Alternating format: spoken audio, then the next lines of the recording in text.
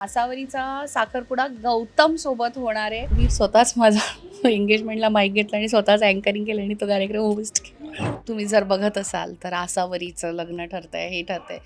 तर ह्या सगळ्यामध्ये थोडंसं कुठेतरी पमावरती खूप जबाबदारी आली. आता पहिल्यांदा तिला आत्ता एवढ्या 40 एपिसोडमध्ये असं वाटतं की जे मी स्वप्न बघितलं आहे, सनई चौघडे घरात वाजणार, ते कुठेतरी पहिल्यांदा पूर्ण होतं आहे.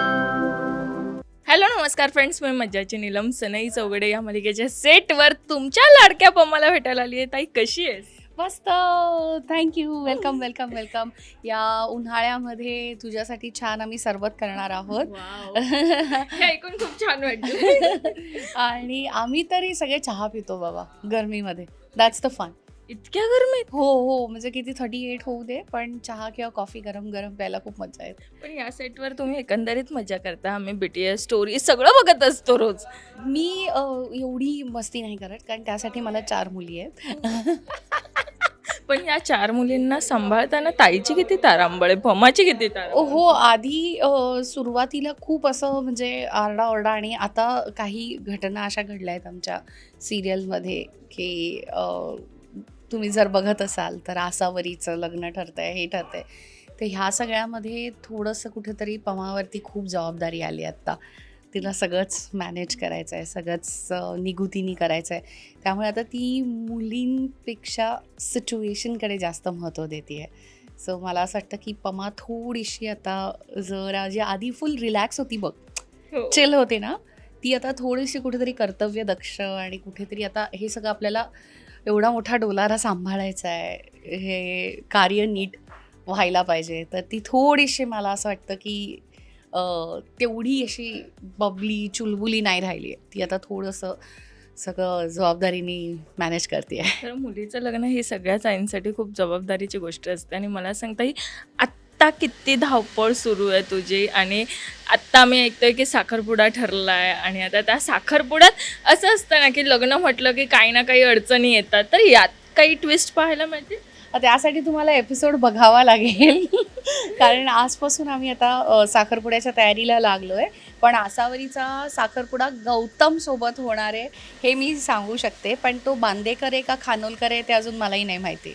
बापरे, म्हणजे हा खूप मोठा हिंट दिलाय ताईने. पण साखरपुड्याच्या लेकीच्या साखरपुड्याची तयारी किती सुरू आहे आणि पम्मा काय काय करते या साखरपुड्यात? तिला आता काय करू आणि काय नाही असं झालंय. म्हणजे आत्तापर्यंत जवळजवळ आता हा 40वा एपिसोड असेल आपला. 37 टेलिकास्ट झालेत आणि आता पुढचं हे सगळे आम्ही शूट करतोय. तर एवढ्या पूर्ण सनई चौघडेमध्ये तिचं एकच स्वप्न होतं की माझ्या मुलींची चांगली लग्न व्हावीत आणि त्यांना. तर कुठेतरी पहिल्यांदा तिला आत्ता एवढ्या 40 एपिसोडमध्ये असं वाटतं की जे मी स्वप्न बघितलं आहे, सनई चौघडे घरात वाजणार, ते कुठेतरी पहिल्यांदा पूर्ण होतं आहे.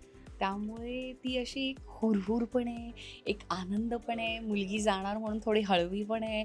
सो एकदम मिक्स्ड फिलिंग्ज आहेत पमाच्या. आणि आम्हीसुद्धा म्हणजे जेव्हा स्क्रिप्ट येते तेव्हा एक आई म्हणून, मला पण एक मुलगी 14 वर्षाची आहे, तर तेव्हा मला काय वाटेल तिचं लग्न ठरल्यावर, ते आत्ता मला वाटतंय. येस, म्हणजे आत्ताच ताई स्वप्नात ते लग्न जगते असं नाही वाटत आहे?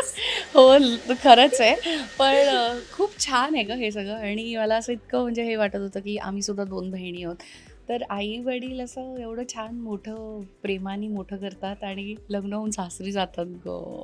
मला तुझ्या लग्नाची एखादी आठवण ऐकायची, कारण की ह्या लग्न सिक्वेन्समध्ये असं होतं ना की आठवणीही ताज्या होतात. आणि तुझ्या लग्नातली एखादी आठवण जी कायम तुझ्या लग्नात घडली आहे हे तुला सांगायचं असतं, किंवा एखादी उत्सुकता काय होते? खूप छान होतं सगळं. आणि मला असं वाटतं की आपण आपलं लग्न किंवा हे जे महत्त्वाचे माइलस्टोन्स आहेत, अत्यंत महत्त्वाचे समारंभ आहेत, तर 2 मनं नाही तर 2 कुटुंब एकत्र येतात ना. तर आमच्या एंगेजमेंटला आम्ही काय केलं होतं, एंगेजमेंट झाल्यानंतर एक छोटासा कार्यक्रम ठेवला होता. आणि इतका वेळ माझ्या आईने सांगितलेलं, लाज, नीट वाग वगैरे, असं शाण्यासारखं थोडंसं, म्हणजे एकदम बोल्डली बोलू नकोस सगळ्यांशी वगैरे, असं होतं. बट द मोमेंट तो गाण्याचा कार्यक्रम चालू झाला, तर मी जाऊन माईक घेतला. बिंग अन अँकर, मला स्वतःच्या एंगेजमेंटमध्ये स्वतःच अँकर करायचं होतं. आणि तो कदाचित माझ्या सासरच्या आता खूप मोठा शॉक होता, कारण मी या क्षेत्रात काम करते, त्यांना आयडिया होती पण त्यांनी मला कधी बघितलं नव्हतं. तर त्यामुळे मी स्वतःच माझा एंगेजमेंटला माईक घेतला आणि स्वतःच अँकरिंग केलं आणि तो कार्यक्रम होस्ट केला. वा, म्हणजे स्वतःच्याच एंगेजमेंटमध्ये. हो. आणि मग आम्ही खूप नाचलो वगैरे सुद्धा. आणि मग त्यांना असं कळलं नाही एवढी शांत दाखवते पण नाही. म्हणजे तिथे स्वतःची पोलखोल स्वतःच केली झाली. असती. पण नेहमी तू सांगते की माझं लग्न हे स्वामीं कृपेमुळे घडलंय आणि लग्न असो घरात काहीही गोष्टी असो आनंदाच्या गोष्टी असतो स्वामी या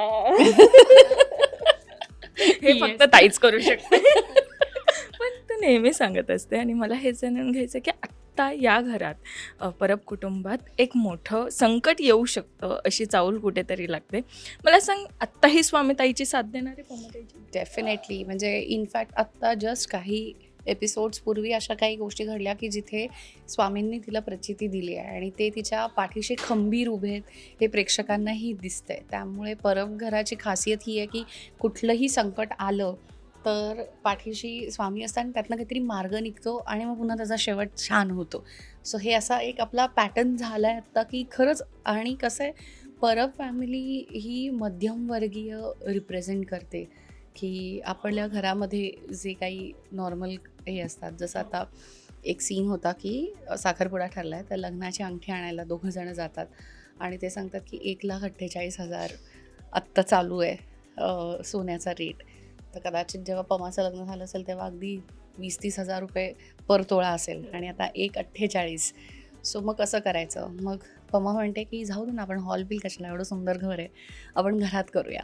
म्हणजे भक्तीनी लगेच एवढं सुंदर अंगण आहे, आपण इथेच घालूया. सो ते पैसे वाचवले आणि मग सोन्यामध्ये ते पैसे आहेत. सो तर या गोष्टी मला असं वाटतं की प्रेक्षक खूप रिलेट करू शकतील. हो, मला असं वाटतं हे सिरियलच संपूर्ण ही अशी कथा आहे जी प्रत्येक घरातली प्रत्येक बाई ही पमा म्हणून रिलेट करते. आणि तुझ्यापर्यंत अशी काही प्रतिक्रिया आली आहे का की ही पमा प्रेक्षकांना खूप आवडते? हे तर कमेंटमधनं वगैरे कळतं, पण एखादा काही आतापर्यंत फॅन मुवमेंट असं काही घडलं? हो, खूपच घडतं आहे आणि खूप चांगला रिस्पॉन्स पण आम्हाला मिळतो आहे. आणि इनफॅक्ट जशा मला प्रतिक्रिया मिळत आहेत तसे मी काही बदल पण माझ्या भूमिकेमध्ये करते आहे. जे प्रेक्षकांना आवडते ते जास्तीत जास्त तशी पमा करायचा आम्ही प्रयत्न करतो आहे. त्यामुळे डेफिनेटली सगळ्यांना खूप आवडते. आणि 1-2 जणांनी मला तुमच्या खानावळीत आम्ही जेवायला कधी येऊ वगैरे असे DMsसुद्धा केले आहेत. त्यामुळे असं त्यांना वाटतं की मी इथे खूप स्वयंपाक करते म्हणून. तो फक्त शॉर्ट पुरताच करते, पण असं दिसतंय. आणि साधारणतः आजी आणि छोटी मुलं असा जो एक 2 वेगळा एज ग्रुप आहे. लहान मुलांना पमा खूप आवडते आणि जे खूप मोठे आहेत बघ असे वयस्कर, त्यांना पमा खूप आवडते असं मला रिपोर्ट आहे Yes, सध्या. पण आता लेकीच्या साखरपुड्यात खानावळ कुटुंब म्हणजे हे परब कुटुंब काय या खानावळीतनं असं पदार्थ काय ठेवणार आहेत की काय स्पेशल असणार आहे लेकीच्या तो मेन्यूचा सीन अजून झाला नाही आहे, पण पमानी सुभाषला सांगितलं की नको आपल्याला कुठलं केटरिंग, माझ्या लेकीचं लग्न आहे ना, सगळा स्वयंपाक मीच करणार. काय करायला आवडणार आहे लेकीच्या लग्नात? आमरसपुरी शक्यता असू शकते कारण गावावरून आंबे आले आहेत. म्हणजे मालवणी दाखवलं आहे ना आम्ही, सो तिकडनं कोकणातनं आमच्याकडे आले आहेत आंबे. सो आमरसपुरी असू शकते. आणि पमाच्या हातचा पुलाव सगळ्यांना आवडतो, सो तो असू शकतो.